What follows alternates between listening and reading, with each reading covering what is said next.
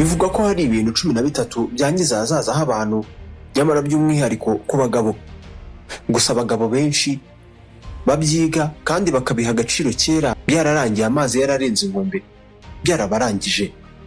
Ni ukuhe kuri abagabo bakeneye kumenya uyu munsi uri umunyamahirwe kuko tugiye kukuvugaho.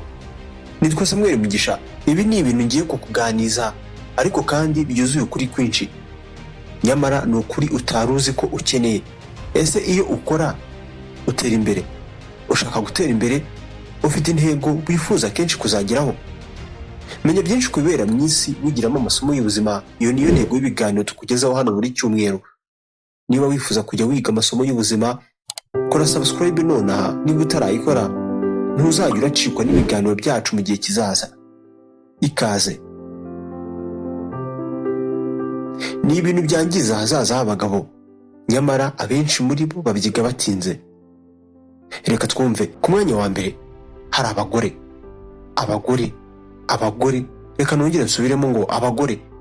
Ni ijambo mvuze inshuro 3. Buriya abagabo benshi batakaza ubuzima bwabo kandi bangiza ubuzima bwabo kubera ko byonyine biruka inyuma y'abateye neza ndetse n'ibyishimo ngewe nita ko ari uduhenda abana.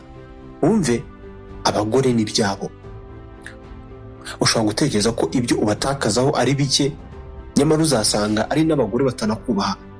Ibyo mubibamo ni nabyo mutuyemo mu buzima bwanyu bwa buri munsi. Tekereza gutakaza umwanya, imbaraga, amahoro yawe ku bantu batanakwitayeho. Nkumbwije ukuri, nta buryohe, nta n'igihembo na kimwe cyo kugira abagore benshi bakuzi, ibyitwa body count. Icyo uzasaruramo cyonyine ni inkovu n'ibisebe bitagaragarira amaso ya buri wese, ndetse n'imyaka myinshi yawe yapfuye ubusa. Ku mwanya wa kabiri mu bintu byica ahazaza h'abantu tuhasanga urusimbi. Muri rusange urusimbi ni nka kanseri imunga ahazaza h'umuntu. Rimwe ushobora kuzatekereza ko ntacyo bitwaye bishimishije, gusa mu buzima ntabwo dutsinda kubera ko dufite amahirwe muri rusange, ahubwo dutsinda kubera ko dufite ubumenyi.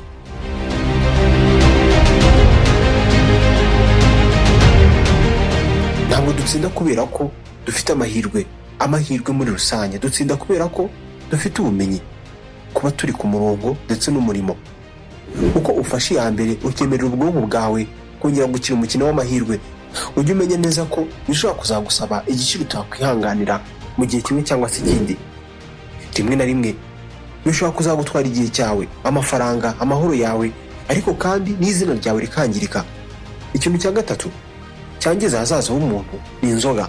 Ku bagabo, ahazaza h'umugabo unywa inzoga buri gihe harakererwa. Uyu munsi unyura amafaranga menshi kurusha ayo wizigama. Buri gihe usarura hangover cyangwa se umunaniro uturuka mu nzoga, mu gihe inshuti zawe ziri kubaka umutungo. Hari imvugo igira iti, umugabo utakaza umushahara we wose mu kabari, umurage ahereza abana be ni ikimwaro. Reka tuvuge ku guta igihe no gupfusha ubusa igihe. Umwicanyi ukwica gahoro ni ugutakaza igihe. Buri gihe ubyukira kuri telefone, umanura ibyo bita guscrollinga, ureba ibikurangaza kuri telefone.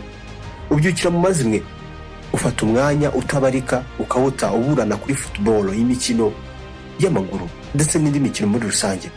Abandi bari kubaka ubwami bwabo. Igihe ni amafaranga. Takaza igihe cyawe naho ubuzima buzagutakaza. Ku mwanya wa 5, amafaranga yihuse.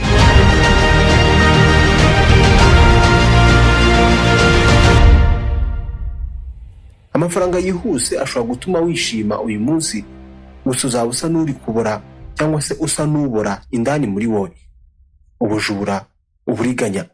Ntabwo abantu babibona gusa amafaranga yihuse ubundi arahenze cyane. Arahenze kuko aba ari rimwe gusa, ugashiduka ahazaza hawe, amahoro yawe, ubugingo bwawe bwose buhiye. Muri make, amafaranga yihuse si inzira ya bugufi, ahubwo ni nkaho ari urwandiko rukwahura, rukwica cyangwa se rukwambura ubuzima.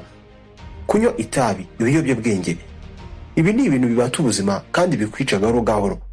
Urumogi, ibinini, kokayine, kodeyine, crack, byose uzabitangira ari nko kwishimisha, nyamara uko birangira ari agahinda gakabije. Gutakaza akazi, gusara. Utekereza ko uri gucecekesha uburibwe bukurimo ubikoresha, nyamara uri gufumbira ugusenyuka kwawe. Ku mwanya wa 7 tuhasanga ubunebwe. nguyu mwanzi udutuyemo utubamo indani muri twebwe. Ubusanzwe abanzi bacu baba bari hirya, bari iyo hirya tunabazi. Gusa ubunebwe bwo ntabwo ari uko bimeze.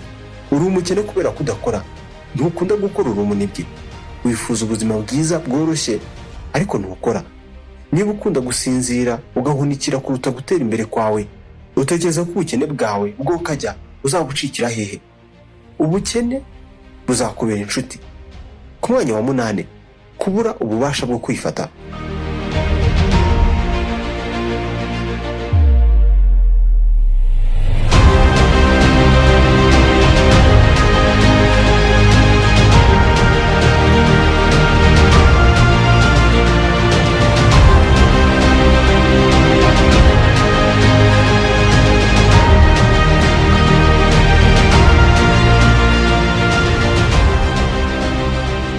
Umugabo utagira discipline ameze nk'imbunda ikokinze yiteguye kurasa, ariko nanone ikaba itunze ku mutwe we.